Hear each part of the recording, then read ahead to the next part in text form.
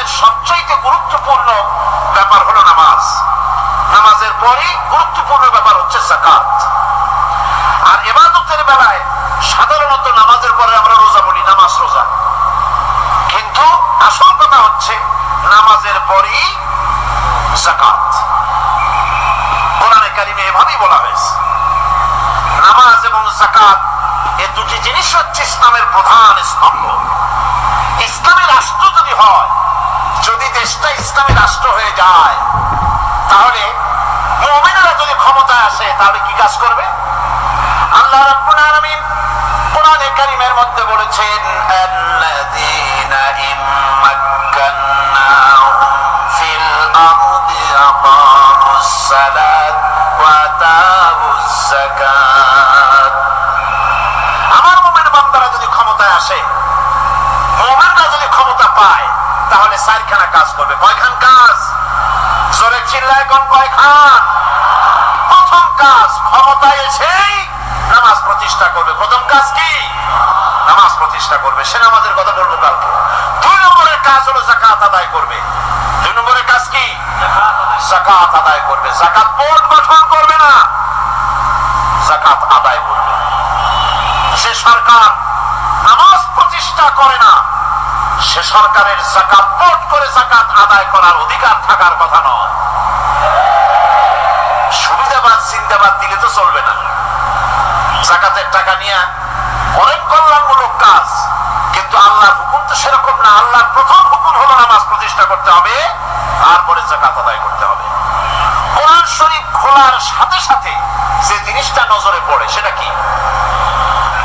কোরআনে কারীম খোলার সঙ্গে সঙ্গে যে জিনিসটি নজর পড়ে তা হলো আলিফ লাম মিম যালিকাল কিতাবু লা রাইবা ফীহি হুদাল লিল মুত্তাকিন আল্লাযীনা ইউমিনুনা বিল গায়বি ওয়া ইউকিমুনাস সালাতা ওয়া মিম্মা রাযাকনাহুম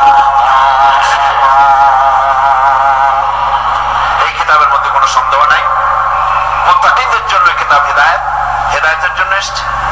আর মুত্তাকি হচ্ছে তারা যারা নাকি গায়েবের প্রতি ঈমান আনে, অদৃশ্যকে বিশ্বাস করে, নামাজকে প্রতিষ্ঠা করে, আর আমি যে রিজিক দিয়েছি তার দ্বারা আমার রাস্তায় খরচ করে। ইসলাম নামাজের পরই যাকাতের জায়গাটা দিয়েছে। সেখানেই আছে আকিমুস সালাত, সেখানেই আছে ওয়াতুস যাকাত। দেখছেন কি ধরনের একটা মিল? যেখানেই নামাজ প্রতিষ্ঠা করো সেখানে যাকাত আদায় করো। তার মানে হলো নামাজ সঠিকভাবে প্রতিষ্ঠা হতেই পারে না যাকাত ভিত্তিক অর্থ ব্যবস্থা পরিচালিত হওয়া ছাড়া। কারণ একটি গরিব মানুষ, পেটে খাবার নাই, সে নামাজ পড়তে যখন দাঁড়িয়েছে তার নিজের পেটে খাবার নাই, তার বাচ্চা অসুখে তড়পাচ্ছে, তার ছেলের পরীক্ষার ফি নাই, ফি দেওয়ার মতো পয়সা নাই, তার স্ত্রীর পরনে কাপড় নাই, নামাজ পড়তে দাঁড়িয়েছে। স্বাভাবিকভাবেই নিজের ক্ষুধার যন্ত্রণা, বিবি বাল বাচ্চার কষ্টের কথা, এগুলি তার মনের মধ্যে তোলপাড় করে উঠবে। এ কথা আল্লাহর চাইতে আর কে ভালো বুঝবে? সেই জন্য আল্লাহ পাক বলেছেন, আকিমুস সালাত ওয়া আতুস যাকাত, নামাজ প্রতিষ্ঠা করো, যাকাত আদায় করো। নামাজ আর যাকাতকে পাশাপাশি রাখা হয়েছে। আর এই নামাজ আর যাকাত দুনিয়ার সমস্ত নবীদের উপর আল্লাহ ফরজ করেছিলেন। কোন সুবহানাল্লাহ। এই শুধু আপনার আমার নবীর উপরে না, দুনিয়ার সব নবীদের উপরে নামাজ আর যাকাত কি ছিল? ফরজ। হযরত ইব্রাহিম আলাইহিস সালাম এবং তার বংশের নবীদের কথা উল্লেখ করার পর আল্লাহ রাব্বুল আলামিন বলছেন, ওয়া জাআলনাহুম আইম্মাতান ইয়াহদুনা বিআমরিনা ওয়া আওহাইনা ইলাইহিম ফি'লাল খায়রাত ওয়া ইকামাস সালাতি ওয়া ইতাইজ যাকাত ওয়া কানু লানা আবিদিন। ওয়া জাআলনাহুম আইম্মাতান, আমি সমস্ত নবীদেরকে নেতা বানাইছি। সমস্ত নবীরা কি? আর এক শ্রেণীর, কি বলবো আমি, আমার কাছে ভাষা আসতেছে না, এক শ্রেণীর ভদ্রলোক বলি, ওনারা বলেন নবীদের নেতা কওয়া যাবে না। আশ্চর্য কথা, আয়াতের অর্থ তারা কি করবেন? ওয়াজআলনাহুম আইম্মাতান, নবীদের কথা বলা হচ্ছে আমি সমস্ত নবীদেরকে নেতা বানিয়েছি, তাদেরকে আমি নির্দেশ করেছি ভালো কাজের, তারা কল্যাণমূলক কাজ করবে এটা নির্দেশ করেছি, নেতা বানাইছি। আর তাদেরকে বলেছি কল্যাণমূলক কাজ করার জন্য, নামাজকে প্রতিষ্ঠা করার জন্য, যাকাতকে আদায় করার জন্য। আর তারা সবাই ছিল আমার অনুগত বাধ্যগত। নবীরা সব হলেন নেতা। নবীরা কি?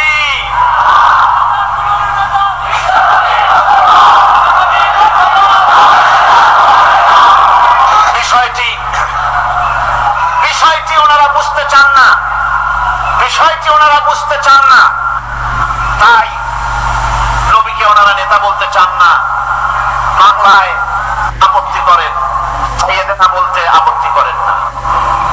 সাইয়েদেনা মানেই তো আমাদের নেতা, দরুদ শরীফ পড়লেই তো আল্লাহুম্মা সাল্লি আলা সাইয়েদেনা বলি, মানেই হলো আমাদের নেতা। ইংরেজিতে বললে অসুবিধা নাই, উর্দুতে বললে অসুবিধা নাই, আরবিতে বললে অসুবিধা নাই, বাংলায় নেতা বললেই অসুবিধা। কেন হইল? কারা জানি স্লোগান দেয় অমুক অমুক আমার নেতা, তোমার নেতা অমুক তমুক, সেই জন্য রাসূলুল্লাহ সাল্লাল্লাহু আলাইহি ওয়াসাল্লাম নেতা কওয়া যাবে না, একটা কথা হইল। রাসূল কারীম সাল্লাল্লাহু আলাইহি ওয়াসাল্লাম নবীরাই যদি নেতা না হন, তাহলে নবীরা কি অনুসারী? নাউযুবিল্লাহি মিন যালিক। রাসূলকে বলা হয় ইমামুল মুরসালিন। আমাদের হুজুরকে কি বলা হয়? আমাদের রাসূলকে কি বলা হয়? ইমামুল মুরসালিন। মানে কি? সমস্ত নবীদের নিয়ে উনি নামাজের, সমস্ত নবীর একটা মসজিদে ইমাম নামাজ পড়তেন, উনি সেখানে ইমামতি করতেন নাকি? না, সমস্ত নবীদের তিনি ইমাম, নেতা। সুবহানাল্লাহ। সুতরাং এটা এক ধরনের মূর্খতা। আল্লাহ পাক বলছেন আমি সমস্ত নবীদেরকে নেতা হিসাবে পৃথিবীতে প্রেরণ করেছি, তারা হচ্ছেন নেতা। তাদেরকে আমি হেদায়েত দিয়েছি, আমি হুকুম করেছি ওহীর মাধ্যমে জনকল্যাণমূলক কাজ তোমরা করো, নামাজ প্রতিষ্ঠা করো, কল্যাণমূলক কাজ করো, ফিআল খায়রাত, কল্যাণমূলক কাজ করো, আর নামাজ প্রতিষ্ঠা করো, যাকাত আদায় করো। আর তার সবাই ছিল আমার বাধ্যবাধকতা। ইসমাঈল আলাইহিস সালাম সম্পর্কে বলা হয়েছে وَكَانَ يَأْمُرُ أَهْلَهُ بِالصَّلَاةِ وَالزَّكَاةِ وَكَانَ عِندَ رَبِّهِ مَرْضِيًّا। সে তার স্বজনদেরকে নামাজের হুকুম করত, নামাজের এবং যাকাতের নির্দেশ দিতেন হযরত ইসমাঈল আলাইহিস সালাম। আর তিনি ছিলেন বিশেষ মর্যাদার অধিকারী। মুসা আলাইহিস সালাম তার কওমকে আল্লাহ পাক এই অর্ডার দিয়েছিলেন। মুসা আলাইহিস সালাম বলেছিলেন, আয় আল্লাহ, আমার কওমকে যেন তুমি গজব দিও না, তাদেরকে তুমি শাস্তি দিও না। আল্লাহ পাক হযরত মুসা আলাইহিস সালামের এই প্রার্থনার জবাবে আল্লাহ পাক বললেন, আযাবি উসিবু বিহি মান আশাউ ওয়া রাহমাতি ওয়াসিআত কুল্লা শাই। আমি যাকে চাইবো আমার আযাবে নিক্ষেপ করব, তবে সকল জিনিসের উপর আমার রহমত পরিবেষ্টিত আছে। তবে হ্যাঁ, ফাসাআকতুবুহা লিল্লাযীনা ইয়াত্তাকুনা ওয়া ইউতুনাজ যাকাতা ওয়াল্লাযীনা হুম বিআয়াতিনা ইউমিনুন। আমি এই রহমত কেবলমাত্র তাদের জন্য লিখে রাখবো যারা নাকি নামাজ প্রতিষ্ঠা করবে আর যারা যাকাত আদায় করবে, আমি তাদেরকে আমার গজব থেকে বাঁচাইয়া দেব। যাকাত যারা আদায় করবে আমি তাদেরকে আমার শাস্তি থেকে, গজব থেকে রক্ষা করব। রাসূল করিম সাল্লাল্লাহু আলাইহি ওয়াসাল্লামের পূর্বে শেষ নবী হচ্ছেন হযরত ঈসা আলাইহিস সালাম। তাকে আল্লাহ পাক এই অর্ডারই করেছেন। কোরআনে কারীমে বলা হচ্ছে, ওয়াজআলানি মুবারাকান আইনামা কুনতু ওয়া আওসানি বিস-সালাতি ওয়াজ-যাকাতি মা দুমতু হাইয়া। আমি যেখানেই থাকি না কেন আমাকে অর্ডার করা হয়েছে যতদিন যতদিন বেঁচে থাকবো আমি ততদিন যেন আমি নামাজ আদায় করি আর যাকাত দেই। ঈসা আলাইহিস সালাম বলছেন আল্লাহ পাক আমার উপরে নির্দেশ করেছেন আমি যেখানেই থাকি আর যতদিন বাঁচি আমাকে নামাজ আর যাকাত এই দুটি জিনিস সম্পর্কে আল্লাহ পাক আমাকে আদেশ করেছেন। এখন যাকাত দিতে হবে, গুরুত্বপূর্ণ ব্যাপার। মানুষেরা অবহেলায় যাকাত থেকে নিজেকে বঞ্চিত রেখেছে, মাহরুম রেখেছে এত বড় একটি নিয়ামত থেকে। সমাজকে মাহরুম করছে, যাকাত দিচ্ছে না। কোরআনে কারীমের 3টি আয়াতে যাকাতের কথা এভাবে বলা হয়েছে, ইয়া আইয়ুহাল্লাযীনা আমানু আনফিকু মিন তাইয়্যিবাতি মা কাসাবতুম ওয়া মিম্মা আখরাজনা লাকুম মিনাল আরদ। হে ইমানদার লোকেরা, তোমরা যে সব পবিত্র অর্থ সম্পদ উপার্জন করো সেগুলি এবং আমি জমিন থেকে তোমাদের যে ফসল দান করি, ফসল উৎপাদন করে দেই, তার থেকে তোমরা আল্লাহর পথে খরচ করো। এগুলো 1 নম্বর আয়াত। 2 নম্বর, প্রথম আয়াত বলা হয়েছে সূরা বাকারায়, আর সূরা আনআমে বলা হচ্ছে কুলু মিন সামারিহি ইযা আসমারা ওয়া আতু হাক্কাহু ইয়াওমা হাসাদিহি। তার উৎপাদিত ফল ফসল তোমরা খাও, আর ফসলের একটি অংশ ফসল কাটার দিনেই আল্লাহর হকটা, আল্লাহর অধিকারটা আদায় করে দাও। যেদিন তোমরা ফসল কাটবে সেদিনই এই অধিকারটা আদায় করে দাও। এই যে একটা ফরজ, এই ফরজটা মুসলমানেরা বেমালুম ভুলে গিয়েছে। ফসলের যাকাত তারা দেয় না। ফসলের যাকাতকে বলা হয় ওশর। কি বলা হয়? ওশর। এই ওশর এখন যদি আপনি গ্রামে গিয়া কোন শিক্ষিত লোক যদি জিজ্ঞেস করেন ভাই ওশর কি চেনো, সে বলবে ভাই ওশর এটা কি জাতীয় প্রাণী, সার পোকা না তেলা পোকা না আরশোলা, আমি তো এই নামটা তেমন শুনি টুনি নেই, বুঝবেই না ওশরটা কি। অথচ নামাজ রোজার মতোই ফরজ ওশর আদায় করা। কবে আদায় করবেন? যেদিন আপনি ফসল কাটবেন সেই দিনই ওশর আদায় করে দিবেন। পরিমাণটা কি হবে? পরিমাণ হবে আকাশের বৃষ্টির পানি দিয়ে, আকাশের বৃষ্টির পানি দিয়া যদি ফসল হয় তাহলে দিবেন 10 ভাগের 1 ভাগ। 10 মণ যদি ধান হয়, গম হয়, ডাল হয়, 1 মণ আল্লাহর অধিকার আদায় করে দিবেন। অধিকারটা কার? আল্লাহ কি করবে দিয়া? আল্লাহর অধিকার মানে গরিবের অধিকার, গরিবের হক। এই অধিকারটা আদায় করে দাও।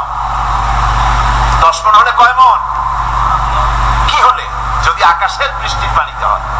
আর যদি আপনার সেচের মাধ্যমে হয়, সেচ পরিকল্পনার মাধ্যমে পয়সা খরচ করে পেট্রোল ডিজেল লাগায়া ইঞ্জিন চালাইয়া পানি উঠাইয়া কষ্ট করে ফসল ফলাইছেন, তাহলে আল্লাহ পাক বলছেন 10 মণে 1 মণ দেওয়া লাগবে না, তোমার খরচ হয়েছে বেশি।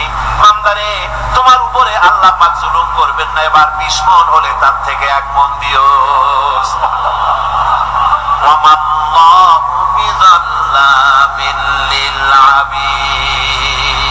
আল্লাহ রাব্বুল আলামিন তার বান্দার উপর জুলুম করেন না। সুবহানাল্লাহ। এইভাবে করে ওশরের যাকাতটা তোমরা ঠিকমতো আদায় করে দিও। ওশরটা দিও, ফসলের ওশর দিও আর টাকার যাকাত দিও। যারা এটা দিবে না তাদের সম্পর্কে আল্লাহ পাক সূরা তাওবার ভিতরে বলেছেন ওয়াল্লাযীনা ইয়াকনিজুনা আয-যাহাবা ওয়াল ফিদ্দাতা ওয়া লা ইউনফিকুনাহা ফি সাবিলিল্লাহি ফাবাশশিরহুম বিআযাবিন আলীম। যারা নাকি স্বর্ণ এবং রৌপ্যকে সঞ্চয় করে, জমা করে, ওয়া লা ইউনফিকুনাহা ফি সাবিলিল্লাহ, আর আল্লাহর রাস্তায় খরচ করে না, ফাবাশশিরহুম বিআযাবিন আলীম, তাদেরকে কঠিন পীড়াদায়ক শাস্তির সুসংবাদ দাও। পীড়াদায়ক শাস্তির কি দাও? শাস্তির কি সুসংবাদ হয় নাকি? কত উচিত ছিল শাস্তির দুঃসংবাদ শোনাও, না, আল্লাহ বলছেন সুসংবাদ শোনাও। এটা দৃষ্টান্তটা আমার ভাষায় আমি মানুষকে এভাবে বুঝাই, ছেলে খুব দুষ্ট, দুষ্টামির ঠেলায় অস্থির, তার মা মোটেই সামলাতে পারছে না। তখন মা বলে, বেটা আমার কথা তো শুনলি না, তোর বাবা আসুক, তারপরে আমি তারে নালিশ করব। এমন পিট্টি দেবে, মজা টের পাবি তখন। পিট্টি দিলে কি মজা লাগে নাকি? তার মানে শাস্তির তীব্রতা বুঝাবার জন্য বলা হচ্ছে, মজাটা টের পাবা।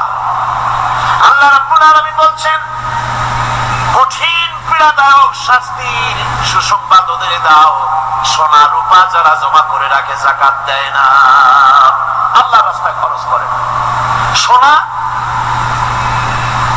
এখন পুরুষেরও ব্যবহার করা আরম্ভ করছে। অবশ্য চিটাগং এ এমন কাম শুরু হয়নি। ছাত্র, শিক্ষক, অফিসার বলা একটা সোনার সেন, শীতের দিনেও সামনের বোতাম খুলে রাখে যাতে সেনটা সকলে দেখে। মিয়া সাহেব, এটা সোনার সেন না, জাহান্নামের আগুনের শিকল পড়েছো। পুরুষের জন্য এক রত্তি সোনাও হারাম। তোমার শরীরের সৌন্দর্য বাড়াবার জন্য স্বর্ণ ব্যবহার করতে পারবে না। স্বর্ণ রৌপ্য জমা করলো আর আল্লাহর রাস্তায় খরচ করলো না। রব্বুল আলামিন বলেন, ইয়াউমা ইউহমা আলাইহা ফি নারি জাহান্নাম ফাতুকওয়া বিহা জিবাহুহুম ওয়া জুনুবুহুম ওয়া যুহুরুহুম। একদিন আসবে এমন, যেদিন এই সঞ্চিত ধনরাশি, সোনা দানাগুলি জাহান্নামের আগুন দিয়ে জ্বালানো হবে। আর জাহান্নামের আগুন দিয়ে জ্বালায়া এইগুলি দিয়ে তার পিঠের উপরে আর পাঁজরে সিল মারা হবে জাহান্নামের আগুন দিয়া। বলা হবে, হাদা মা কানাজতুম লিআনফুসিকুম ফাযুকু মা কুনতুম তাকনিজুন। মজা চাখো, স্বাদ গ্রহণ করো। এ হলো তোমার সেই সঞ্চিত সম্পদ, সঞ্চিত ধনরাশি যা তুমি জমা করেছো আর আল্লাহর রাস্তায় খরচ করনি।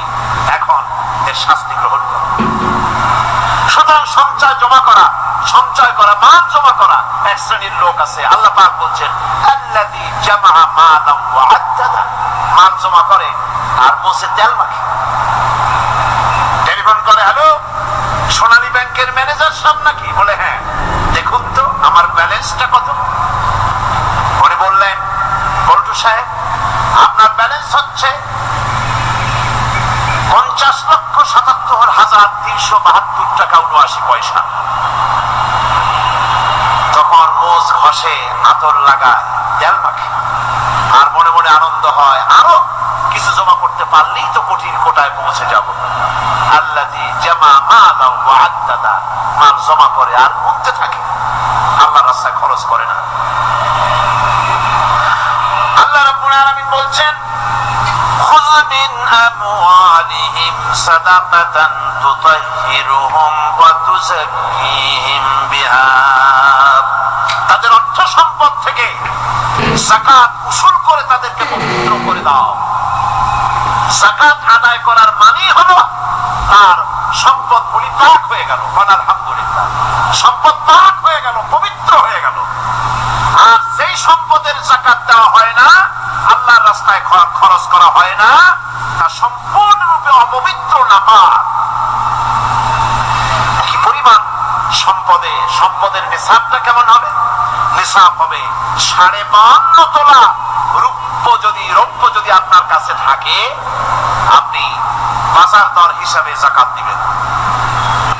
স্বর্ণ 7.5 তোলা পর্যন্ত যদি হয়ে যায়, তাহলে অবশ্যই বাজার দর হিসাবে প্রতি বছর তার যাকাত দিবেন।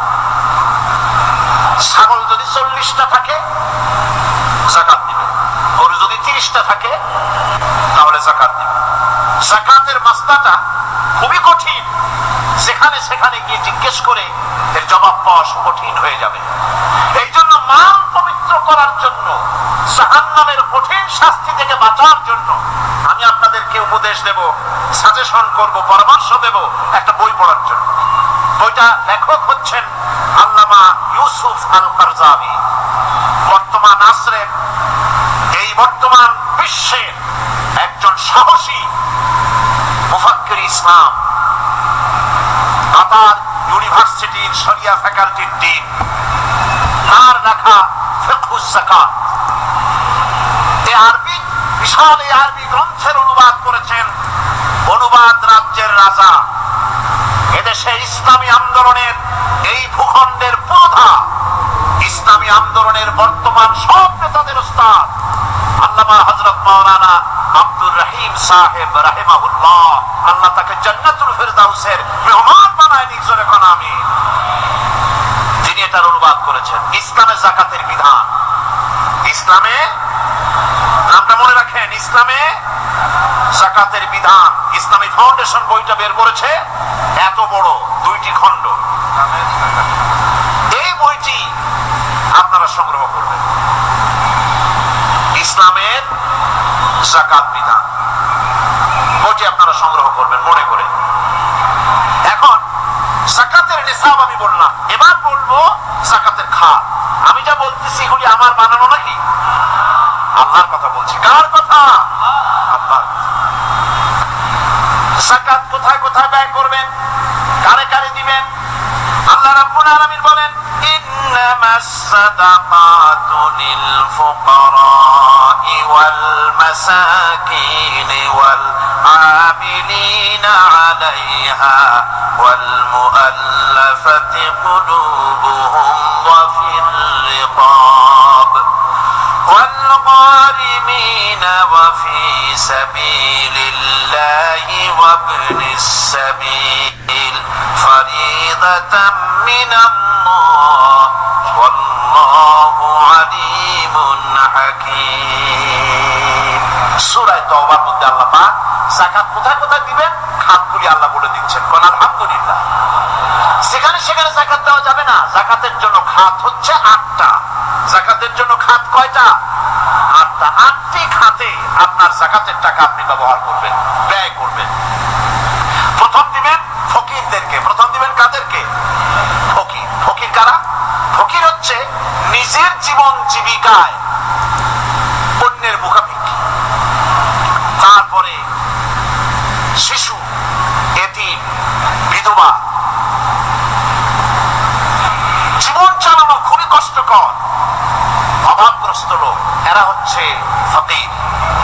আর মিসকিন হচ্ছে যারা নিজেদের প্রয়োজন উপযোগী অর্থ উপার্জন করার সামর্থ্য নাই, আর মানুষের কাছে আত্মমর্যাদার কারণে হাত পাততেও পারে না। এক কথায় এক গরিব ভদ্রলোক। আল্লাহ কোরআন শরীফে বলেছেন যে এদের চেহারা দেখে বুঝো যে ওর পেটে খাবার নাই অথবা সে অসুবিধায় আছে। চেহারা দেখে বুঝে তাকে সাহায্য করো। সে এমন শরীফ মানুষ আছে না, আমাদের সমাজের লোক এরকম আছে না? আছে কিনা? ঘরের মধ্যে 3 দিনও রান্না হয় নাই, কিন্তু দাড়ি টাড়ি সুন্দর করে আশ্রয়া জামাটা পরিপাটি করে গায়ে দিয়ে বেরোচ্ছে, কারোর কাছে হাত পাতে না, তার সারা পাতে তার ভদ্রতায় বাঁধে। ওনার সারা পথে বেঁধেছে, উনি চাবেন না কারো কাছে, কিন্তু ওনাকে যিনি সৃষ্টি করেছেন সে আল্লাহ রাব্বুল আলামিন শুনায় দিচ্ছেন, বান্দারা আমার ওই গরিব ভদ্রলোককে খাবার দাও। ওরা হচ্ছে মিসকিন। এরপরে আমিলিন, 3 নম্বরে আমিলিন, অর্থাৎ যারা যাকাত সরকারি ভাবে যাকাত যারা আদায় করে সেই আদায়কারীদেরকে এই যাকাতের টাকা দিয়ে তাদের সম্মানী দিতে বলা হয়েছে। ইসলামী গভর্নমেন্ট আসলে যাকাত তো আর আপনার খুশি মতো থাকবে না, যাকাত দিতে আপনি বাধ্য হবেন। যাকাত দিতে আপনি বাধ্য হবেন। যাকাত আদায় করবে গভর্নমেন্ট। কে আদায় করবে? গভর্নমেন্ট আদায় করবে, আর গভর্নমেন্ট ডিস্ট্রিবিউট করবে। ওয়াল মুআল্লাফাতিল কুলুব, মনোতুষ্টির জন্য, যাদের মন জয় করতে হবে এই ধরনের লোকদেরকে। ওয়াল রিকাব, আর পরদেশের মুক্তিদানের জন্য। ওয়াল গারিমিন, আর ঋণগ্রস্ত ব্যক্তি।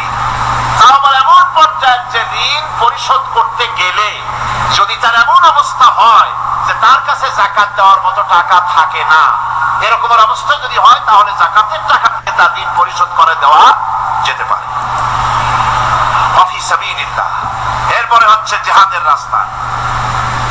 জিহাদের রাস্তা মানে জিহাদ যখন শুরু হবে সেই জিহাদের ময়দানে আপনি বন্দুক রাইফেল কিনে দেওয়ার সাহায্য করবেন সেটা নয়। কিন্তু শুধু এটাকে বোঝানো হয় নাই, ওয়াফি সাবিলিল্লাহ বলতে বোঝানো হয়েছে আল্লাহর রাস্তায় সংগ্রামরত সব ব্যাপারে আপনি সাহায্য করবেন, ইসলামী আন্দোলনের জন্য করবেন।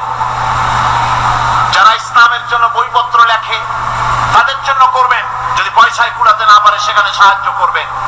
ইসলামী আন্দোলনকে বিজয় করার জন্য সাহায্য করবেন। এক কথায় আল্লাহর রাস্তা বলতে যা বুঝায় এগুলি দিবেন। ইবনে সাবিল, এরপরে পথিক মুসাফির। পথিক মুসাফির সে যদি বাড়িতে ধনী থাকে, ঢাকায় ধনী, কিন্তু চট্টগ্রামে এসে সর্বহারা হয়ে গেছে, টাকা পয়সা সব লুটপাট হয়ে গেছে, এখন বাড়ি ফেরার উপায় নাই, যাকাতের টাকা দিয়ে তাকে সাহায্য করা যেতে পারে। এই আর্থিক খাতে এভাবে যাকাত দেওয়ার জন্য আল্লাহ খাত সৃষ্টি করেছেন। কয়টা খাত হলো? 8টা খাত। ইসলাম যাকাত ভিত্তিক অর্থ ব্যবস্থা কায়েম করে, আর অনাস্তামিক সরকার সুদ ভিত্তিক অর্থ ব্যবস্থা কায়েম করে। যাকাত আর সুদের মধ্যে পার্থক্য কি? যাকাত হচ্ছে, এক কথায় বুঝাই, ব্যাখ্যা দেব না, এক কথায় বুঝাবো। যাকাত হচ্ছে ধনীদের কাছ থেকে নেও, গরিবদেরকে দাও। আবার শুনুন, যাকাত হচ্ছে ধনীদের কাছ থেকে নাও, গরিবদেরকে দাও। আর সুদ হচ্ছে গরিবদের কাছ থেকে নাও, ধনীদেরকে দাও। টাকায় টাকা টানে, একজনে শুনছিল টাকায় টাকা টানে, সে মনে করলো কেমনে টাকায় টাকা টানে। তারপরে সে এক ব্যাংকের সামনে গিয়ে অনেক টাকার মধ্যে নিজের একটা টাকা ছুড়ে মেরেছে। ঘন্টা 2 দাঁড়ায় আছে, দেখে যে তার টাকা আসে না। তখন ব্যাংকের দারোয়ান এসে পিছন থেকে গলাটা ঠেসে ধরছে, বেটা তুমি চোর নাকি, না হাইজাকার, না মাস্তান, না সাদাবাজ? কয় যে না, আমি এর কোনোটাই না। তাহলে এই পজিশন নিয়ে দেখতেছো নি? কয় যে আমি শুনছিলাম টাকায় টাকা টানে, সেজন্য আমার পকেটে একটা টাকা ছিল, ওই যে কেশিয়ার টাকাগুলি গুনতেছে ওইখানে মারলাম, দেখেনি টাকা, আমার টাকায় কিছু টাকা টাইমে আনে। এতক্ষণ দাঁড়ানো, আমার টাকা তো টানলই না, আমার যে একটা টাকা তাও আসে না। দারোয়ান বলছে, বেটা তুমি ঠিকই শুনেছো, টাকায় টাকা ঠিকই টানে, ওই অনেকগুলো টাকা তোমার একটা টাকারে এমন ভাবে টাইনিয়া ধরছে, বাইরে আবার উপায় নেই। সুদভিত্তিক অর্থ ব্যবস্থায় গরিবরা এভাবে শোষিত হয়। শোষিত হয় কারা? গরিবরা। সিনেমা কারা বানায়? ধনীরা। শোষিত হয় কারা? গরিবরা। লক্ষ্য করে টাকা, আল্লাহর কথা কত বাস্তব। ধনীরা সিনেমা বানায়, শোষিত হচ্ছে গরিবেরা। রিক্সা চালায়, ঠেলা গাড়ি চালায়, মাথার ঘাম পায়ে ফেলেছে, পরিশ্রান্ত হয়েছে, বিকাল বেলায় সেই টাকা নিয়ে যাচ্ছে বাজার করতে। সিনেমা হলের সামনে যায় দেখে সর্বনাশ, যুবক একটা যুবতীর জড়ায় ধরছে 2 হাত দিয়া, নিচে লেখা কি যে প্রেম আর কত যে জ্বালা। বেচারা গরিব মানুষ মাথা গরম হয়ে গেছে এটা দেখিয়া, যে বাইরে যদি এত জ্বালা, ভিতরে না জানি কত মজা। যে টাকা দিয়ে চাউল কিনতো, সেই টাকা দিয়া টিকিট কিনে সিনেমায় ঢুকলো। এর মাথা ঘামানো পয়সাগুলি পাইল কে? বড় লোকই পেল। বড় লোকেরা ব্যাংকে টাকা রাখে, গরিব মানুষেরা ব্যাংক থেকে টাকা লোন নেয়। কৃষি লোন নিল, গরু কিনলো, বীজ কিনলো, সার কিনলো। আকাশ থেকে বৃষ্টি হলো না, অনাবৃষ্টি অতিবৃষ্টি খরার কারণে ফসল হলো না। ব্যাংক কি তার লোন মাফ করবে? তার সুদ মাফ করবে? শেষ পর্যন্ত গরুটা বেচা, মায়ের হাতের বউর হাতের শেষ চুরি গাছা বিক্রি করে লোন পরিশোধ করলো। বড় লোকের টাকা ওখানে ছিল, ওই টাকায় আরো টাকা গিয়ে জমলো, আর গরিব ফতুর হয়ে গেল। এই জন্য আল্লাহ পাক বলেছেন সুদ হচ্ছে ওয়াহাল্লাল্লাহুল বায়আ ওয়া হারামা রিবা। আল্লাহ পাক ব্যবসাকে করেছে হালাল, সুদকে করেছেন হারাম। এই সুদের মধ্যে 70টি গুনাহ, তার ছোট্ট গুনাহ হলো নিজের মায়ের সাথে জিনা করা। সূরা নাউযুবিল্লাহ। মায়ের সাথে জিনা করার চাইতেও নিকৃষ্ট, এটা হলো ছোট গুনাহ। ঠিক পাইছেন? এটাই হলো ছোট গুনাহ। তাহলে বড় গুনাহ কি? বড় গুনাহ হচ্ছে আল্লাহ আর তার রাসূলের সাথে যুদ্ধ করা। নাউযুবিল্লাহ। ভিত্তিক অর্থ ব্যবস্থার, এই সুদ ভিত্তিক অর্থ ব্যবস্থাকে নির্মূল করে দিয়ে ইসলাম যাকাত ভিত্তিক অর্থ ব্যবস্থা কায়েম করেছিল, যার ফলে মানুষ খেয়ে পরে সুখে শান্তিতে বসবাস করেছে। চুরি নাই, ডাকাতি নাই, জেনা নাই, ব্যভিচার নাই, হত্যা নাই, ধর্ষণ নাই। এমন এক সময় এসেছিল কোরআনে কারিমের বরকতে, যাকাত ভিত্তিক অর্থনীতির বরকতে, এমন এক সময় এসেছিল ময়দানে ঢোল পিটানো হতো বাজারে বাজারে, যাকাত কে নেবে, যাকাত কে নেবে, যাকাত কে নেবে। একজন মানুষও খুঁজে পাওয়া যায় নাই যে বলবে যাকাত আমার দরকার। গল্প করলাম, এটা কি গল্প? বাস্তব। হযরত ওমর বিন আব্দুল আজিজ রাহমাতুল্লাহ আলাইহির জামানায় সাদকাত টাকা নিয়ে 3টি দিন একজন ঘুরেছেন গ্রামে গ্রামে, ময়দানে ময়দানে। একটা গরিব খুঁজতেছেন সদকার টাকা দেবে, গরিব খুঁজে পাওয়া যায় না। ক্লান্ত শ্রান্ত হয়ে মরুদ্যানের ভিতরে আরাম করতেছেন, এমন সময় দেখতে পেলেন সেখানে আরেকটা লোক আসছে, ধুলামলিন বড় একটা বস্কা তার সাথে। এই লোকটি তার কাছে গিয়ে বলছে, ভাই আল্লাহ আপনারা আমারে মিলাই দিছে, 3 দিন পর্যন্ত ঘুরেছি কিছু সদকার টাকা নিয়ে, এত বড় দেশের এত জায়গা ঘুরলাম, একটা গরিব পাই নাই যে তারে দেব, আল্লাহ আপনারে মিলাই দিছে, নেন এই টাকাগুলা। তোমার মাথা খারাপ না স্কুল উঠিলা? তুমি কি মনে করছো আমার এই বস্কার মধ্যে ছেঁড়া খাতা? তোমার টুকরায় যে টাকা আছে আমার বস্তায় তার থেকে অনেক বেশি টাকা আছে। তুমি ঘুরতেছো 3 দিন, আমি ঘুরতেছি সপ্তাহ কাল, একটা ভিক্ষুক পাই নাই। এটা কিসের বরকতে? ইসলামী অর্থনীতির বরকতে। জনগণ কিসের বরকতে? কপাল পোড়া জাতি, কপাল পোড়া জাতি। সেই বরকতপূর্ণ সমাজ ব্যবস্থার দিকে না গিয়ে কোন নেতা কোন নেত্রী কি কইল সেদিকে দৌড়ায়, সেদিকেই দৌড়ায় পাগলের মতো। হেমিলেনের বংশী বাদক বাজি বাজায় চললো, আর ইঁদুর বাদর সব পিছনে ছুটলো। এর কোন মানে হয় না। বন্ধুগণ, আল্লাহ রাব্বুল আলামিন এই যাকাত ব্যবস্থার মাধ্যমে বিরাট পরিবর্তন এনে দিয়েছিলেন। এটি আল্লাহ পাকের একটি বিশাল নিয়ামত। এই নিয়ামত আল্লাহ পাক ইসলামী রাষ্ট্রকে দান করেছেন। আর যাকাতই বরকত। হালালে বরকত হয়, হারামে তো আর বরকত হয় না। কথা ঠিক কিনা কর? এখন আল্লাহর রাহে যে আপনি খরচ করবেন, সেই খরচ করার জন্য আল্লাহ রাব্বুল আলামিন কয়েকটা মূলনীতি দিয়েছেন। কিভাবে কি মন মানসিকতা দিয়ে নিয়ে খরচ করবেন। খরচ করলেই কিন্তু সব হবে না। আতর মাখবেন, যদি চিন্তা করেন যে আতর মাখলাম, মাহফিলে যাব, মসজিদে যাব, লোকেরা টের পাবে যে বেটা আতর একখান মাখছে, খাবো খাই আপনার আমও গেল সালাও গেল, কোন সব হইল না। আর যদি আতর মাখেন এই নিয়ত করে আতর মেখেছি, রাসূল পাক সাল্লাল্লাহু আলাইহি ওয়াসাল্লামের একটা সুন্নাত আমল করলাম, আল্লাহ রাব্বুল আলামিন অসংখ্য নেকি আমলনামায় লিখে দিবেন।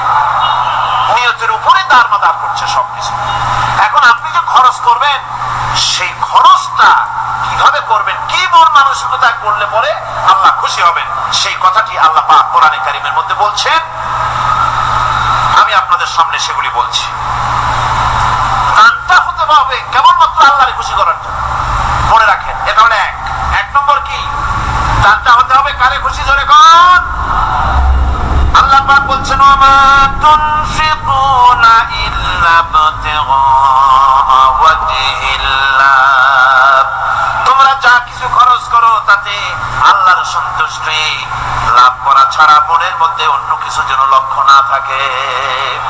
শুধুমাত্র আল্লাহর সন্তুষ্টি মনের মধ্যে তোমরা রাখবে। আর কাউকে কোন জিনিস দিয়ে তার কাছে অনুগ্রহ প্রকাশ করতে পারবে না। আমি তোমার এই উপকার করছিলাম, তুমি নেমো খারামের মতো আজ কথা বলো, এরকম বলে না। কাউকে কিছু দিয়ে অনুগ্রহ প্রকাশ করবে না, তার মনে ব্যথা দিবা না। আল্লাযীনা ইউনফিকুনা আমওয়ালাহুম ফি সাবিলিল্লাহি সুম্মা লা ইউতবিউনা মা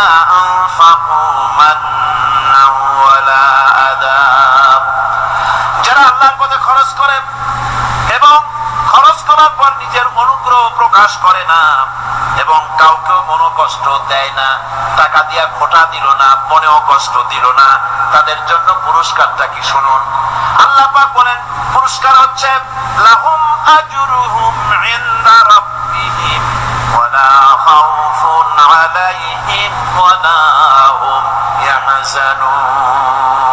ওদের জন্য তার পরওয়ারদিগারের কাছে রয়েছে বিরাট পুরস্কার, আজরে আজিম।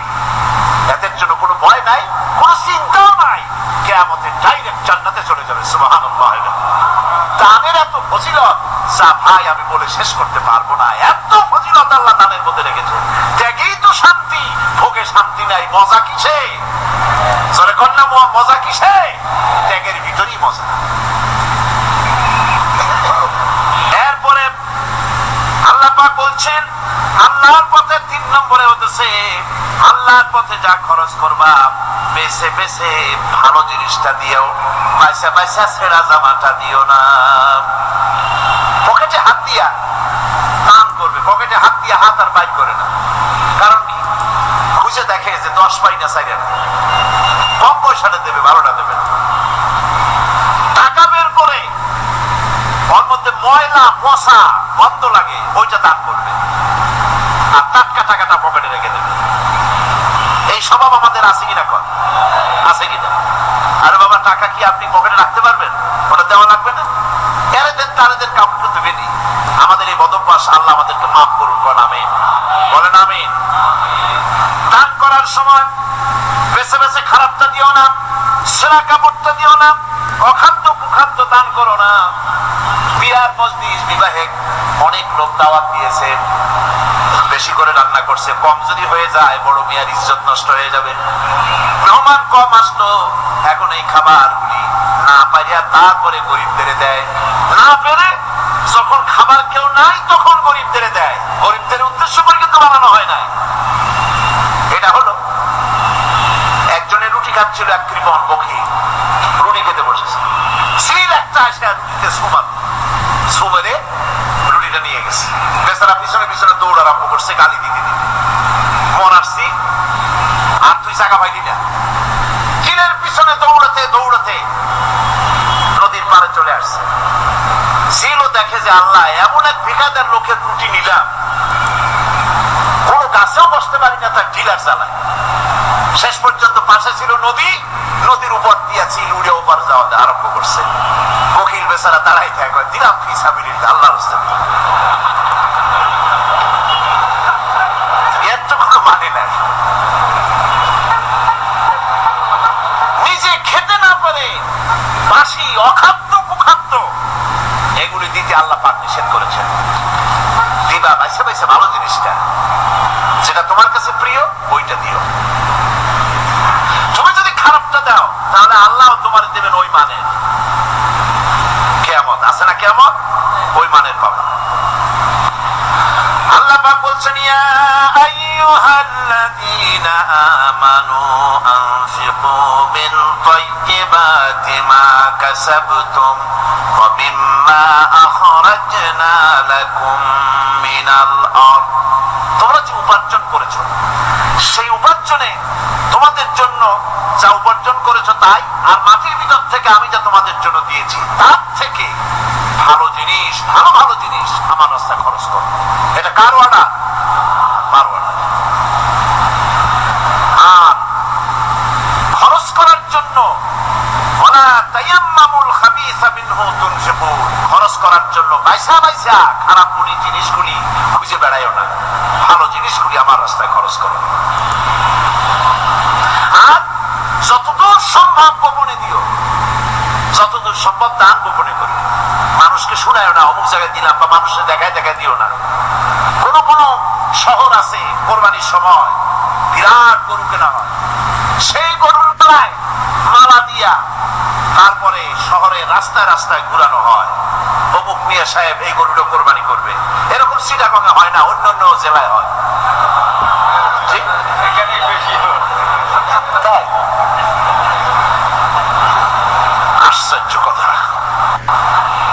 তাহলে তো উচিত, এরকম যদি উদ্দেশ্য হয় তাহলে বড় মেয়েও গরুর সাথে একসাথে হাঁটা উচিত। লোকেরা বুঝুক কোন বড় তুমি আর কোন বড় গরু?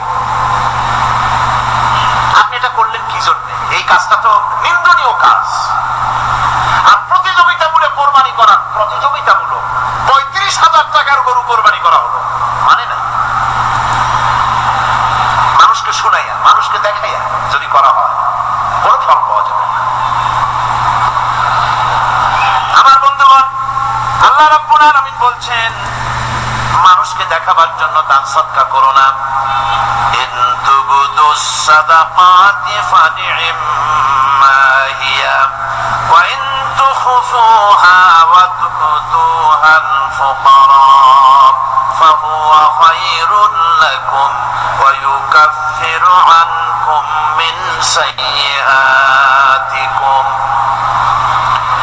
প্রকাশ্যভাবে খরচ করলে তা ভালো, আল্লাহ পাক বলছেন প্রকাশ্যভাবে খরচ করলে তা ভালো, কিন্তু গোপনে দান করা সবথেকে উত্তম।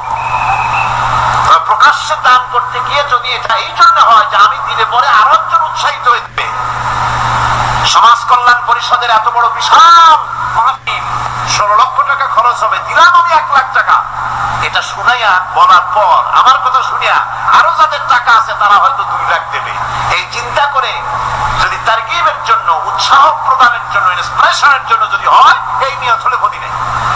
কিন্তু সর্বাবস্থায় দানটা গোপন হয় ভালো। আল্লাহ পাক বলেন গোপনে যদি তুমি দান করো তাহলে আমি রব্বুল আলামিন ওই গোপন দানের বিনিময়ে তোমার সমস্ত গোপনীয় গুনাহগুলি আমি রব্বুল আলামিন মাফ করে দেব। তোমার গোপন গুনাহগুলি মাফ করে দেব। 5 নম্বরে হচ্ছে নির্বোধ আর অজ্ঞ লোকদেরকে প্রয়োজনের অতিরিক্ত টাকা দিবা না। দেখেন ইসলামের কি সুন্দর বিধান। বোকা, নির্বোধ, অজ্ঞ আছে না সমাজে? তুমি মহব্বতে, আল্লাহর মহব্বতে লাগে 500 টাকা দিয়ে দিলা 5,000 টাকা, এ তো সর্বনাশ করে ভালাবে, সে তো খারাপ জায়গায় তো ব্যাক করবে। এই জন্য অজ্ঞ লোকদেরকে, নির্বোধ লোকদেরকে প্রয়োজনের অতিরিক্ত দিতে আল্লাহ নিষেধ করেছেন। তবে আল্লাহর ইচ্ছা হচ্ছে এই যে যত বড় পাপী হোক আর যত বড় ক্ষুধার্তই হোক না কেন, প্রত্যেকের খাওয়া, পড়া, শিক্ষা, চিকিৎসা গ্যারান্টি দিতে হবে। সুবহানাল্লাহ। কোন এর নাম তো আল্লাহ, এর নাম কি? যার ভেতরে কোনো কার্পণ্যতা নাই। আল্লাহর মানলেও আল্লাহ খাইতে দেন, না মানলেও দেন, সকলকেই দেন সমভাবে।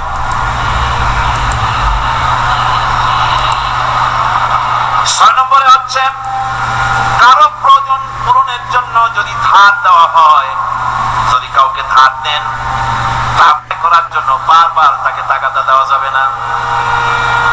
একথা শুনে যারা ঋণগ্রস্ত আছেন তারা আবার এই সুবিধাটা নিয়েন না। সামর্থ্য থাকতে যদি যার কাছ থেকে ধার এনেছেন তাকে যদি কষ্ট দেন, অবশ্যই আল্লাহর কাছে আসামি হতে হবে কিয়ামতের দিন, কোনো সন্দেহ নাই। আর যে ব্যক্তি ধার দিয়েছেন তিনি যদি বুঝতে পারেন যে এই লোকটি আসলে নিয়ত ভালো কিন্তু দিতে পারতেছে না, তাহলে এমন লোককে বারবার টাকাটা দিতে আল্লাহ নিষেধ করেছেন। তাকে শরম দিও না, তাকে সময় দাও।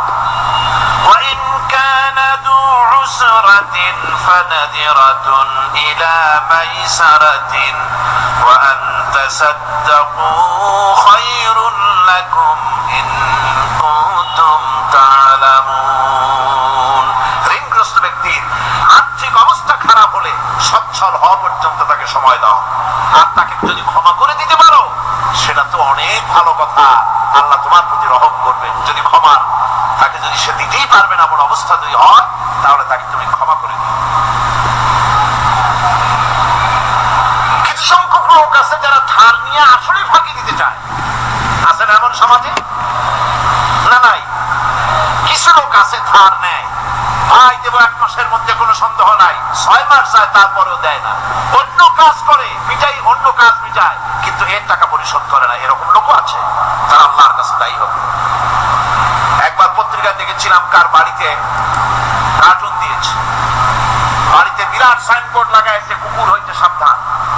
তার বন্ধু বলছে ভাই তুমি কুকুর কিনলে কবে? কয় যে না কুকুর কিনি নাই, সাইনবোর্ড লাগাইছি পাওনাদারদেরকে ঠেকাবার জন্য, যাতে সহজে বাড়ির মধ্যে না ঢোকে। এই চালাক বাকিটা আর কেউ বুঝুক আর না বুঝুক, আল্লাহ পাক তো খুব ভালো করেই বোঝেন। 7 নম্বরের কথা হলো দান করার ব্যাপারে, যে আপনি দান করতে করতে যা আছে সব ফতুর করে ফেলাবেন, এটা কিন্তু ইসলাম চায় না। আপনার সন্তান সন্ততিকে বঞ্চিত করে, স্ত্রী পুত্রকে বঞ্চিত করে সমানে দান করবেন, ঘরে না খেয়ে থাকবেন, এই অবস্থা যেন না হয়। খরচ করবেন কি? আল্লাহ পাক বলছেন ওয়ায়াসআলুনাকা মাযা ইউনফিকুনা কুলিল আফওয়া।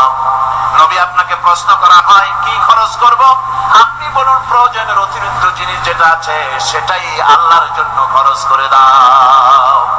তোমার প্রয়োজন যখন মিটে গেছে, ব্যাংকের মধ্যে অসংখ্য টাকা জমা রাখা খালি বলতেছে বসে বসে, তা না করে অভাবগ্রস্ত মানুষদের প্রয়োজন মিটাও। খরচ করার ভিতরে আর খরচ না করার ভিতরে ভারসাম্য রক্ষা করতে হবে।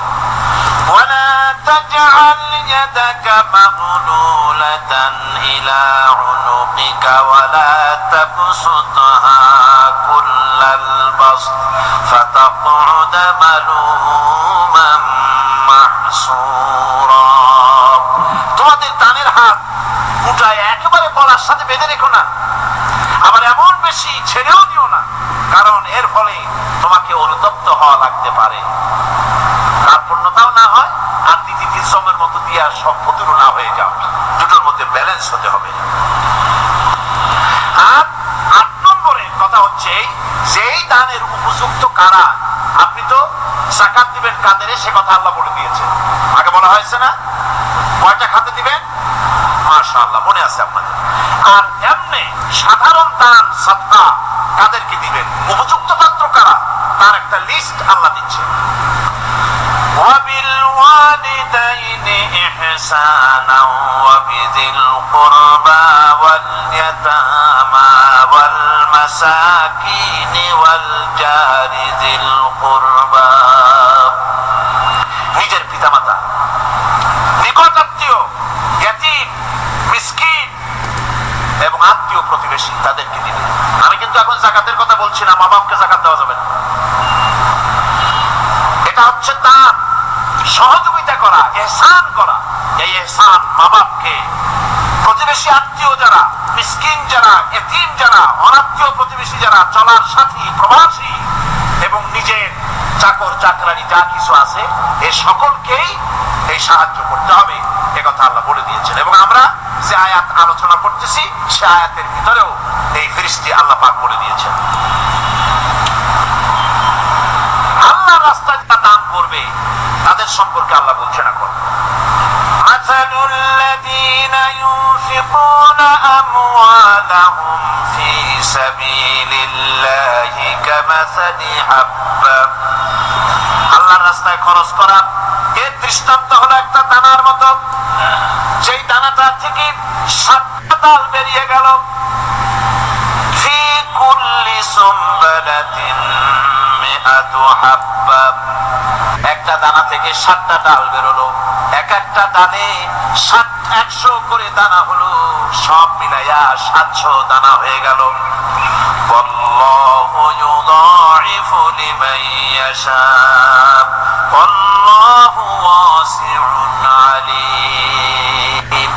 আল্লাহ পাক বলেন এই পৃথিবীতে একটা দানায় 700 দানা যে আল্লাহ রাব্বুল আলামিন তোমার হাতে ধরায় দিলেন, সে আল্লাহ পাকের ব্যাংকে যদি টাকা জমা রাখো, আল্লাহর রাস্তায় যদি খরচ করো, 700 গুণ বাড়ায় আল্লাহ তোমার হাতে ধরাইয়া দিবে। আল্লাহ ইউদাইফু লিমান ইয়াশা, আল্লাহ ইচ্ছে করলে এর থেকেও বেশি তোমাকে দান করবেন। সুবহানাল্লাহ কোন জোরে। আর এই দান করতে হবে মরার আগে। কোন সময় দেবেন কোন? আমার দেশে বহু মুসলমান আছে যারা বলে হুজুর আসি আপনাদের পিছনে, যা বলেন আসি আসি, জীবন দিয়া দেব। এরা খুব চালাক, জীবন দিতে চায়, মাল দিতে চায় না। আল্লাহ তো আগে জীবন চায় নাই, আল্লাহ আগে কি চেয়েছেন? আল্লাহ আগে কি চেয়েছেন? আল্লাহ চেয়েছেন মাল। ওয়াতুজাহিদুনা ফি সাবিলিল্লাহি বিআমওয়ালিকুম ওয়া আনফুসিকুম। আল্লাহ পাক বলেন জিহাদ করো আমার রাস্তায় মাল দিয়ে আর জান দিয়ে। মাল দাও আগে, মাল না দিয়া যদি আগে মরে যাও মালটা তো থেকেই গেল। সুতরাং মাল আগে আমার রাস্তায় দাও, দেবা কখন? মরার আগে দাও। ওয়ানফিকু মিম্মা রাযাকনাকুম মিন ক্বাবল আন ইয়াতিয়া আহাদাকুমুল মাউত। আমার রাস্তায় খরচ করো মৃত্যু আসার আগে। فيقول رب لولا أخرتني إلى أجل قريب।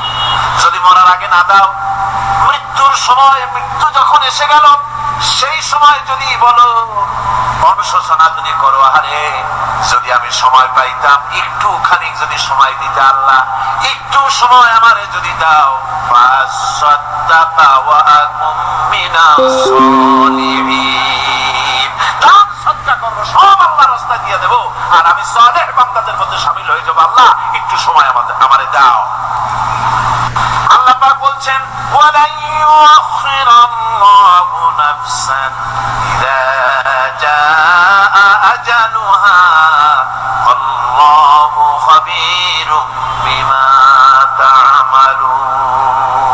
মৃত্যুর নির্ধারিত সময় আসলে এক সেকেন্ড আগে পাশে করা হবে না। সুতরাং মৃত্যুর আগে খরচ করো। আপনি মনে করবেন যে আপনি মরে গেলে পরে আপনার ছেলে মেয়ে আপনার জন্য করবে, খরচ করবে। হ্যাঁ করবে ঠিক, মরার পরে কুলখানির পরে 40 তারপরে শেষ, এরপর আর করবে। আপনার ছেলে মেয়েটা আপনার জন্য করবে তার প্রমাণ তো আপনি নিজে। আপনি আপনার ছেলের মেয়ের জন্য কি করেছেন? আপনার মা বাবার জন্য কি করছেন? আপনার মা বাবার জন্য যদি আপনি কিছু না করে থাকেন, আপনার ছেলে মেয়ে আপনার জন্য করবে না। সুতরাং নিজের কাজ নিজে করেন। আপনার পিঠ যদি চুলকায় আর নাতিরে যদি বলেন নাতি পিঠটা চুলকায় দাও, সে যে জায়গা চুলকাবে আপনি করবেন উত্তর দিকে, সেই উত্তর দিকে আপনার দক্ষিণ দিকে, উপরে নিচে পিঠে পাশার কাছে যে জায়গায় আঙুল দেবে আপনি করবেন ওখানে না, আবার আরেকটু উপরে দাও, আরেকটু পাশে দাও, জায়গা মতো পড়বেই না। আর কষ্ট করে নিজের হাতটা যদি পৌঁছাইতে পারেন জায়গা মতো পড়ে, একবার চুলকানি মারলেই চুলকানি শেষ, ঠিক কিনা? সুতরাং আপনি অন্যের উপরে ভরসা না করে নিজের খরচ নিজেই করে যান, নিজের কাজ নিজে করে যান, আল্লাহর রাস্তায় খরচ করে যান, বেশি পরিমাণে খরচ করে। যত খরচ করবে আল্লাহ রাব্বুল আলামিন রাজি হয়ে যাবে। কোন সুবহানাল্লাহ। তাবুকের যুদ্ধের জন্য, তাবুকের জিহাদের জন্য আল্লাহর নবী চাঁদা চেয়েছিলেন। চাঁদা করা কোনো নাজায়েজ জিনিস না, তবে সাদাবাজ নাজায়েজ। মানুষকে কষ্ট দিয়ে পয়সা জবরদস্তিমূলক আদায় করা, 10,000 টাকা দিবেন মিয়া, 10 লাখ টাকা দিতে হবে, এত টাকা পাবো কে? আর মিয়া পাবেন কই? রাইফেলের পাট দেখায়, তারপরে জামা প্যান্টের কাছে চুলকাতে গিয়া রিভলভারের পাট দেখায় দেয়, দেবেন না, আমার লোক এসে আদায় করে নিয়ে যাবে, তোমার বাপ দেবে কবর উঠে। এটা জায়েজ না। কথা বুঝতে পেরেছি? রাসূল কারীম সাল্লাল্লাহু আলাইহি ওয়াসাল্লাম সাহায্য চেয়েছেন, সাহায্য। প্রমুখদের সঙ্গে যুদ্ধ হবে, সাহায্য লাগবে, যার কাছে যা আছে নিয়ে আসো। মহিলারা কানের দুল খুলে দিল, নাকের ফুল খুলে দিল, গলার হার খুলে দিল। মানুষের সাহাবায়ে কেরাম টাকা করি উজাড় করে দিতে লাগলেন। এত হলো, হুজুরকে দেখা যায় না, স্তূপ হয়ে গেছে, সোনা দানা টাকা পয়সা অস্ত্রপাতির স্তূপ। হুজুর বলছেন তোমরা তো সবাই দিলেন, আমার আবু বকর কোথায়? হযরত সিদ্দিক আকবর রাদিয়াল্লাহু তাআলা তিনি ছিলেন এক পিলারের আড়ালে, খামের আড়ালে, সেখান থেকে বেরিয়ে এসেছেন, হাতে 70 পোটলা। হুজুর দেখেন হযরত আবু বকরের চোখে পানি, হুজুরের হাতে পোটলাটা উঠাই দিলেন। নবীজি পোটলা খুলে ছাড়লেন, কয়েক কেজি গম পড়লো আর কয়েকটা দিরহাম পড়লো। হুজুর হযরত আবু বকরের দিকে তাকায় দেখেন সিদ্দিক আকবর রাদিয়াল্লাহু তাআলা চোখের থেকে পানি পড়ে দাড়ি ভিজে ভিজে পড়তেছে। আল্লাহর নবী বলেন, ও সাহাবীরা, তোমরা সবাই মিলে আজকে যে দান করেছো, সব দানের যত মর্যাদা হয়েছে তার থেকে একা আবু বকরের দানের মর্যাদা আল্লাহর কাছে বেশি হয়ে গেছে।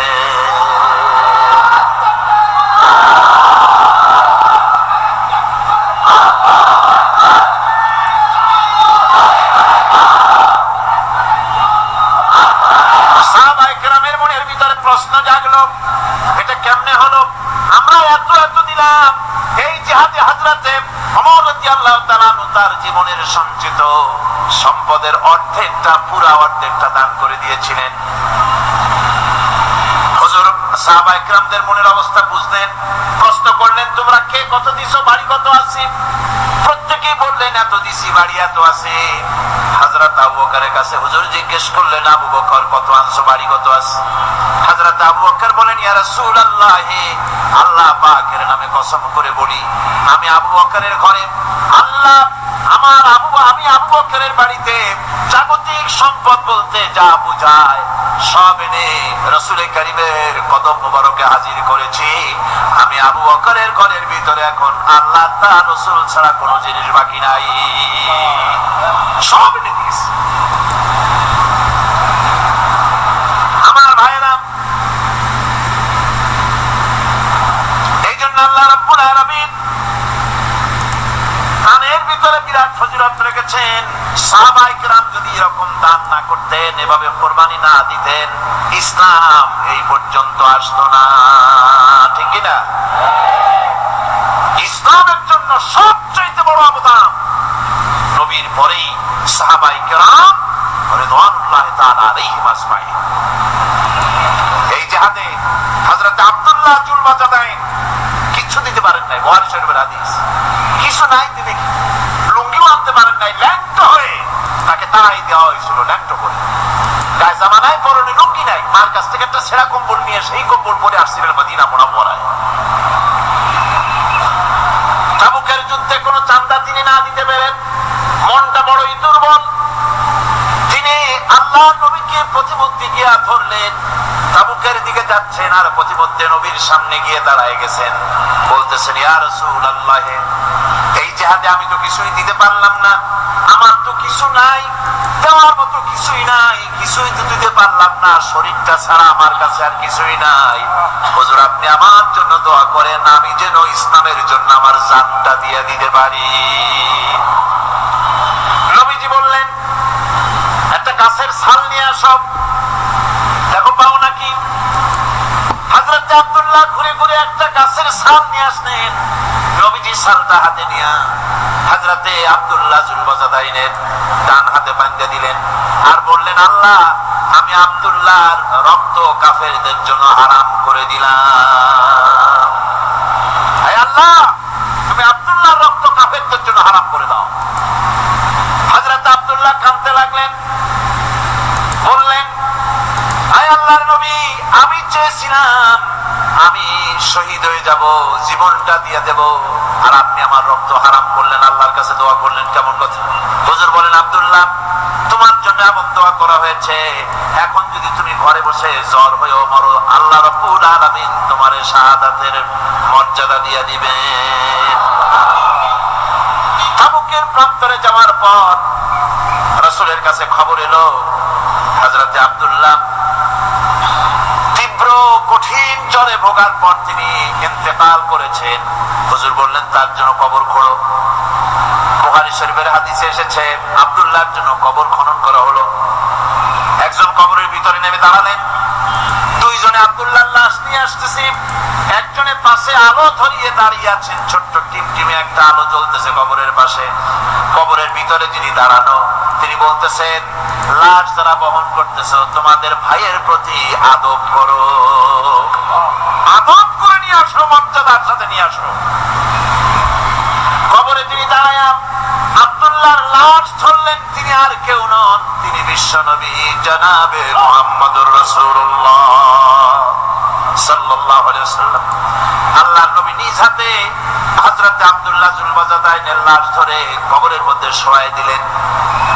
এরপরে কবরের উপরে হুজুর উঠে আসলেন, নিজের হাতে কবরের উপরে মাটি দিলেন আর বললেন তোমরা আমার কাছে যারা আছো সরে যাও। ওনারা সরে দাঁড়ালেন। আল্লাহর নবী কবরের উপরে দুই হাত বিছায় দিয়া নবীজি বলতে লাগলেন হে আল্লাহ রাব্বুল আলামিন, আজকের সন্ধ্যা পর্যন্ত আমি এই আব্দুল্লাহর উপরে রাজি ছিলাম, হে আল্লাহ তুমিও আব্দুল্লাহর উপরে রাজি খুশি হয়ে যাও। হযরত আব্দুল্লাহ বিন মাসউদ রাদিয়াল্লাহু তাআলা চিৎকার করে কেঁদে উঠছিলেন যে আরে আজকের কবরে আব্দুল্লাহর লাশ না হয়ে যদি আমার লাশটা হইতো। জন্য এমন খরচ তারা করেছেন, এভাবে তারা খরচ করেছেন, নিজেদের জীবন দিয়েছেন, জান দিয়েছেন, মাল দিয়েছেন। অনেক মানুষ আছে কারা জয় হবে, কারা জিতবে তাদেরকে পয়সা দাও, যারা জিততে পারবে না তাদের পয়সা দিও না। বড় বড় ধনী মানুষ আছে দিতে পারে 5 লাখ 10 লাখ, দেয় মাত্র 500 টাকা। আবার যাদের উপরে ধারণা ওরা বুঝি জিতে যাবে তাদের দেয় 2, 5, 10 লাখ 1 কোটি পর্যন্ত দিয়ে দেয়। আছে না? আছে। আল্লাহ পাক বলেন ওয়ামা লাকুম আল্লা তুনফিকু ফি সাবিলিল্লাহ। আল্লাহর পথে খরচ করার ব্যাপারে তোমাদের আপত্তি কেন? কি হয়েছে তোমাদের? কেন আল্লাহর পথে খরচ করতে পারো না? ওয়ালিল্লাহি মিরাসুস সামাওয়াতি ওয়াল আরদ। অথচ আসমান এবং জমিনের সব কিছুর মালিকানা কার? আল্লাহ না। ওয়াজটা আমি করি, গলায় অসুবিধা হলে আমার হবে, আপনাদের তো হওয়ার কথা না। শুনতে শুনতে গলা ভাঙছে। আকাশ আর জমিনে যা কিছু আছে সবটার মালিক কে? আল্লাহর নাম কি? যেমনটি জোরে নেওয়া উচিত ছিল গায়ের আওয়াজ দিয়া, গলার আওয়াজ দিয়া, তেমন আওয়াজ দিছিলেন না। দিলের থেকেও বড় আওয়াজ, গায়ের শক্তি দিয়ে আল্লাহ পাকের নাম নেন। আকাশ জমিন সবকিছুর মালিকানা কার? সে আল্লাহ রাব্বুল আলামিন বলেন লা ইয়াস্তাবি মিনকুম মান আনফাকা মিন ক্বাবলিল ফাতহি ওয়া ক্বাতালা। আল্লাহ পাক বলছেন তোমাদের মধ্য থেকে যারা আল্লাহর রাস্তায় অংশগ্রহণ করে, যারা লড়াই করে, আর যারা খরচ করে বিজয়ের পূর্বে, যারা লড়াই করে না আর খরচ করে না বিজয়ের পূর্বে, তারা কখনো সমান নয়। সুদিনে বসন্তের কোকিল হবা, ইন্নী মাআকুম, আমরাও আপনাদের সাথে ছিলাম, এটা কোনো দাম নাই। সুতরাং ইসলামের বিজয় আসবে ইনশাআল্লাহ। বলেন ইনশাআল্লাহ। ইসলামের বিজয় আসবে। বিজয় আসার পর এরপর আপনার টাকা দিয়া হবে নাকি? তখন টাকার অসুবিধা হবে না ইনশাআল্লাহ। এখন টাকা দরকার ইসলামের জন্য, এখন পয়সা দরকার। জান খুলে টাকা দাও, প্রাণ খুলে পয়সা দাও। যারা ইসলামের কথা বলে, যারা ইসলামের আন্দোলন করে, কলেজে করে, বিশ্ববিদ্যালয় করে, মাঠে করে, ময়দানে করে, আল্লাহ দ্বীন প্রতিষ্ঠার জন্য খেয়ে না খেয়ে যারা কষ্ট করে, দু হাতে তাদের দাও। বিজয় আসার আগেই দাও। আল্লাহ পাক বলছেন। কে বলছেন? আমার বন্ধুগণ, আল্লাহ রাব্বুল আলামিনের পথে এভাবে খরচ করায় আল্লাহ রাব্বুল আলামিন খুশি হয়ে যান। তাই তার পথে খরচ করতে হবে। সব শেষে একখানা হাদিস আপনাদের শোনাই। وعن أبي هريرة رضي الله تعالى عنه قال قال رسول الله صلى الله عليه وسلم السخي قريب من الله وقريب من الجنة قريب من الناس بعيد من النار। হযরত আবু হুরায়রা রাদিয়াল্লাহু তাআলা আনহু বলেন রাসূল করিম সাল্লাল্লাহু আলাইহি ওয়াসাল্লাম বলেছেন, দানকারী আল্লাহর নিকটতম, দানকারী আল্লাহর নিকটতম, দানকারী বেহেশতের নিকটতম, দানকারী মানুষের নিকটতম, দানকারী জাহান্নাম থেকে দূরে সরায় দেন আল্লাহ। দানকারী বেহেশতের কাছে, আল্লাহর কাছে, মানুষের কাছে, আর জাহান্নাম থেকে অনেক অনেক অনেক দূরে। ওয়াল বাখিলু বাঈদুম মিনাল্লাহ বাঈদুম মিনাল জান্নাহ বাঈদুম মিনান নাস কারীবুম মিনান নার। আল্লাহর নবী বলেন, বখিল ব্যক্তি, যে ব্যক্তি কৃপণ, সে আল্লাহ থেকে দূরে, সে বেহেশত থেকে দূরে, সে মানুষ থেকে দূরে এবং জাহান্নাম থেকে একেবারেই নিকটে। নাউযুবিল্লাহ, নাউযুবিল্লাহ। ওয়ালা জাহিলুন সাখিয়ুন আহাব্বা ইলাল্লাহি মিন আবিদিন বাখিল। তিরমিজি শরীফের হাদিস। আর অবশ্যই একজন জাহিল দাতা, একজন কৃপণ আবেদের চাইতে আল্লাহর কাছে তার অনেক দাম। সুবহানাল্লাহ।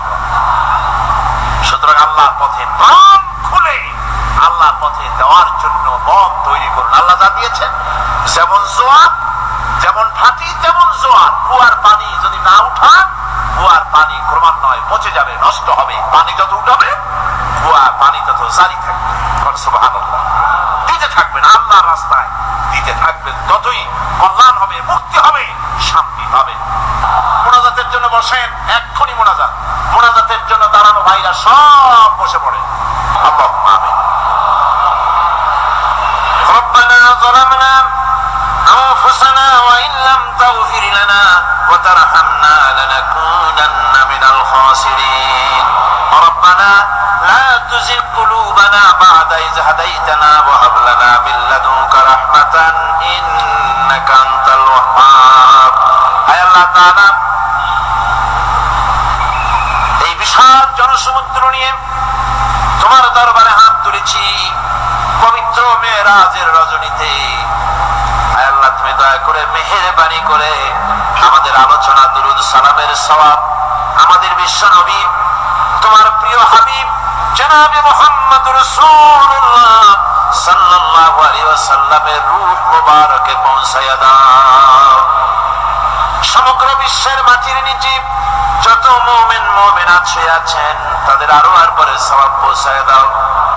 আমাদের মা বাপ যাদের দুনিয়া থেকে বিদায় হয়ে গেল, আল্লাহ কবরগুলিকে জান্নাতের টুকরায় পরিণত করে দাও। রব্বির হামহুমা কামা রব্বায়ানি সগীরা। পড়েন সবাই, রব্বির হামহুমা কামা রব্বায়ানি সগীরা।